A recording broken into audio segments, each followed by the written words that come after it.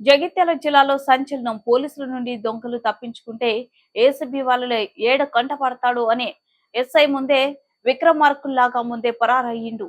ACB నుండి తప్పించుకున్న SI ఆ ఠాణాలో అసలేం జరిగిందంటే జగిత్యాల జిల్లా రాయకల్ పోలీస్ స్టేషన్ లో ఏసీబీ అధికారులు దాడులు ఇసుక రవాణా విషయంలో డబ్బులు డిమాండ్ చేస్తున్న ఎస్ఐ అజయ్ మధ్యవర్తిని పట్టుకున్న ఏసీబీ అధికారులు పరారులో ఎస్ఐ వివరాలకు వెళ్తే సదరు బాధితుని ఇసుక ట్రాక్టర్ విషయంలో ఆ అధికారి 25,000 లంచం డిమాండ్ చేశారని బాధితుడు ఏసీబీ అధికారుల వద్ద వాపోయినట్లు సమాచారం. ఏసీబీ అధికారుల సూచన మేరకు బాధితుడు అధికారికి డబ్బులు ఇచ్చే సమయంలో ఏసీబీ అధికారులు రెక్కిని గమనించిన అధికారి అక్కడి నుండి పారిపోయినట్లు తెలుస్తుంది.